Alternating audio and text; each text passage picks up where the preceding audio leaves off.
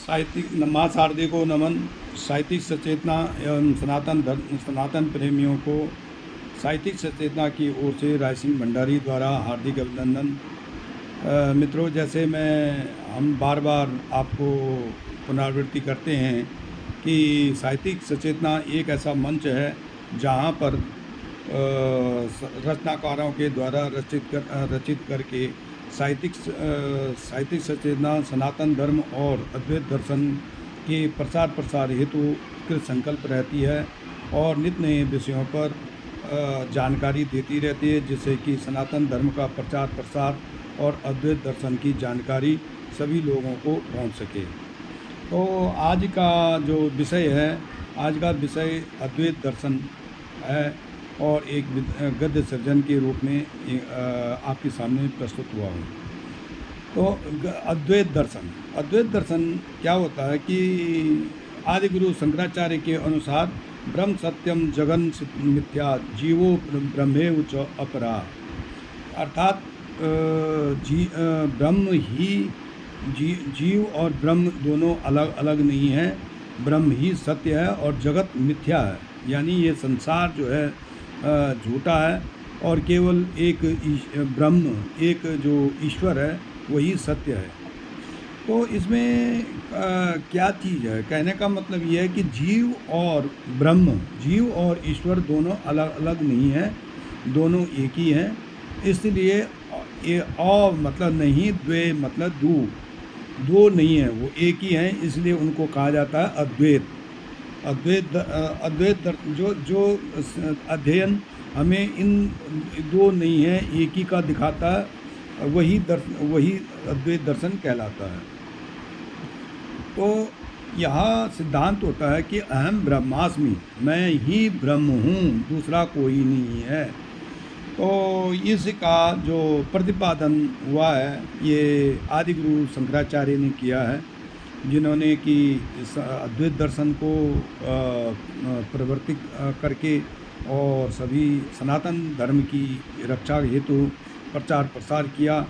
उन्होंने जैन और बौद्ध धर्म को अद्वैत दर्शन की प्रतियोगिता में जीत हासिल करके उनको परास्त किया, जिससे कि हमारा सनातन धर्म आज भी टिका हुआ है।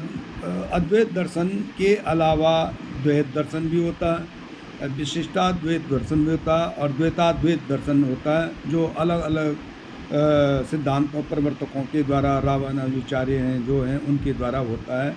लेकिन आज हम बात करेंगे केवल अद्वैत दर्शन की। तो अद्वैत दर्शन में ये जो कुछ हम संसार, उनके अनुसार जो कुछ हम संसार में देख रहे हैं वो संसार वो नहीं है जो असल में है। असल में कुछ और है और दिखाया कुछ और जाता है। जैसे आप बात करें हम फिल्मों की, फिल्मों में मार धाड़ सब कुछ, आदमी मर भी जाता है और उस पर चोट भी लग जाती है, सब कुछ हो जाता है, लेकिन वैसे असल में ऐसा होता नहीं है। शूटिंग होने के बाद वो अपने कपड़े पहन करके या अपने घर चले जाते हैं, लेकिन दर्शकों को ये बता देते हैं ये मर गया जी। उसी प्रकार से ये माया का एक आवरण है, जो माया जो है हमें दिखाती है कि ये हो रहा है और ये सच है, असल में वो सच नहीं है। तो अद्वैत दर्शन का संसार का क्या महत्व है? अद्वैत दर्शन का संसार में सिर्फ सपने जैसा महत्व है। जो सपने में कुछ देखा तो हम उसको सपने में ही सही मान लेते हैं, लेकिन आँख खुलते ही वो सपना गायब हो जाता है।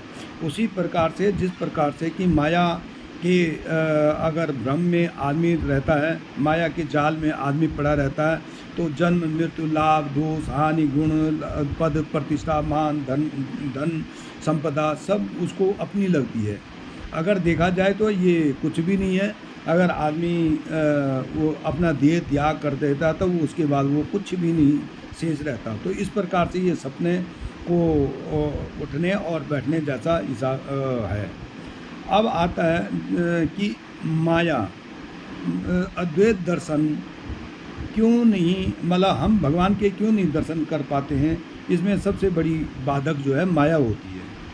तो संत शंकराचार्य, आदि गुरु शंकराचार्य के बाद स्वामी विवेकानंद और कबीर जैसे संतों ने अद्वैत दर्शन के लिए अपना इसको आगे बढ़ाया, जिसमें कि कबीर दास ने कहा है कि ये जो संसार है वो एक मिथ्या है और हम जो है इसमें माया एक दीपक है, ये जानते हुए दीपक नर पतंग ये जानते हुए कि ये इससे मेरे जल जाना है, लेकिन फिर भी उसके चारों ओर चक्कर काटता है। वैसे ये मनुष्य भी है जो कि उसको पता है कि ये माया है, माया जाल है, ब्रह्म है, लेकिन फिर भी उसी में उलझा हुआ रहता है। तो माया ब्रह्म की क्या खोज है? सभी लोगों के मन में फिर यह प्रश्न आता है, यदि ब्रह्म आत्मा नहीं है इसलिए वह है कहाँ? तो ये अद्वैत दर्शन कहता है कि ये अविनाशी है और ये किसी को देखा नहीं जाता, कोई देखता नहीं है इसको, सिर्फ ये मन आत्मा के अंदर रहता है।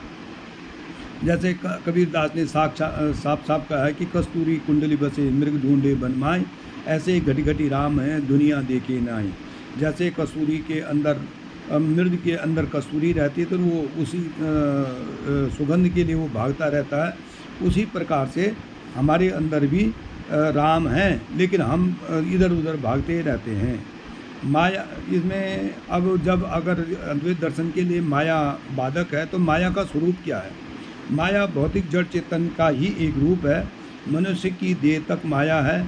सब कुछ यहाँ पे जो कुछ हमें दिखता है, हानि लाभ, जीवन मरण, मृत्यु, जन्म और प्रकृति, पदार्थ, प्राण, सभी नश्वर हैं। और ये नश्वर चीज़ जो होती हैं उसमें परमात्मा नहीं होता है। परमात्मा सिर्फ उसी में होता है जिसको जो